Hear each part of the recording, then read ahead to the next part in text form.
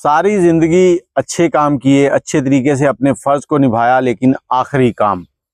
अस्सलाम वालेकुम, कैसे हैं आप लोग। मैं हूं आपके साथ अदनान, और आज की कहानी जो आपसे शेयर करने जा रहा हूं ये एक मिस्त्री की है। राजगीर घरों के काम जो करते हैं मिस्त्री, एक ठेकेदार था, उसके पास एक मिस्त्री साल से काम कर रहा था।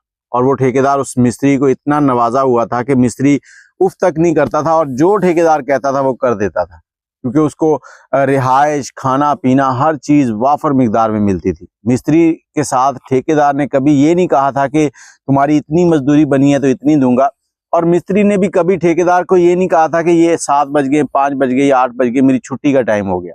वो दिन रात लगा के मेहनत से काम करता था। ठेकेदार को शायद सभी मिस्त्रियों के ऊपर तो कोई शक हो सकता था, लेकिन इसके ऊपर बड़ा एतमाद था। लेकिन ये मिस्त्री अपनी जिंदगी में लोगों के घर बना बना कर इतना थक चुका था कि एक दिन बेजार बैठा और ठेकेदार के पास चला गया। ठेकेदार को कहता कि मैं इस काम से इस्तीफा देना चाहता हूँ। मतलब इस्तीफा क्या, वो काम पे ना भी आता तो इस्तीफा ही इस्तीफा है, लेकिन उसने एक प्रॉपर तरीके से उसको छोड़ना चाहा ताकि कोई रंजिश ना बचे।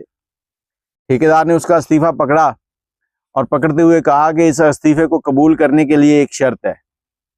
मिस्त्री ने कहा जी हुक्म करें। उसने कहा जी तुम्हारा इस्तीफा मैं कबूल कर लेता हूं, लेकिन उससे पहले तुम्हें एक घर जो है ना आखिरी वो बनाना होगा। मिस्त्री ने ना चाहते हुए भी हाँ कर दी। अब मिस्त्री ने वो घर बनाना शुरू कर दिया, बेजारी के साथ। दरवाजे टेढ़े, दीवारें टेढ़ी, मतलब कोई जाविया नहीं, कोई एंगल नहीं, कुछ नहीं। रंग रोगन की बात आई तो वो भी ऐसा ही था। दिखने में लगता था कि ये मकान अब गिरा के अब गिरा। आखिरी दिन मिस्त्री ने चाबियां पकड़ी, गेट पे ताला लगाया और पहुंच गया ठेकेदार के पास। ठेकेदार को जाकर कहता है ये जी आपका मकान मुकम्मल हो गया और मेरा इस्तीफा कबूल कीजिए। ठेकेदार ने चाबियां उसके हाथ पे वापस रखी और उसे कहा कि मैंने तेरा इस्तीफा कबूल कर लिया है और ये मकान मेरी तरफ से तुझे तोहफा है। ये बात सुननी थी कि मिस्त्री जो था उसके जान से जान निकल गई। ऐसे था जैसे एक बुत खड़ा है। वो सोच रहा था कि सारी जिंदगी लोगों की मकान जो थे उनमें रंग भरता रहा हूं, और आज जब अपना मकान था मुझे क्या पता था ये मुझे ही मिलना है, तो इसको मैंने खराब कर लिया है। 2-4 बारिशों की मार था, अब गिरा के अब गिरा। आज की ये स्टोरी आपको इसलिए समझा रहा हूं कि अपने फर्ज जो है उसको हमेशा अच्छे तरीके से अदा करें।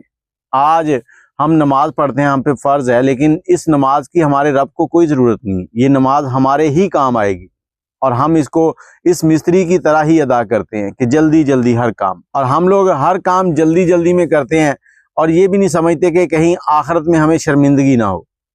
अभी वक्त है, समझ जाएं।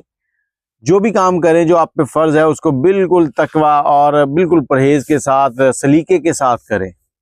बाकी आप अपनी राय कमेंट में जरूर लिखिएगा कि मिस्त्री के साथ ऐसा होना चाहिए था या नहीं। और मिस्त्री के साथ तो दुनिया में हुआ है, हम जो कर रहे हैं हमारे साथ शायद आखिरत में ऐसा हो जाए कि जो मकान हम बना रहे हैं, जो नमाजें हम पढ़ रहे हैं, जो रोज़े हम रख रहे हैं, इनसे जो घर बन रहा है उसकी चाबी हमें ही पकड़ाई जाएगी। और वो चाबी पकड़ने के बाद शायद हम उसी छत के नीचे दबे हुए होंगे और शर्मिंदगी हो रही होगी कि हमने दुनिया में क्या किया था, क्योंकि आखिरत में आपके साथ सिर्फ और सिर्फ अमाल जाएंगे। अपनी राय जरूर दीजिएगा। अल्लाह हाफिज़।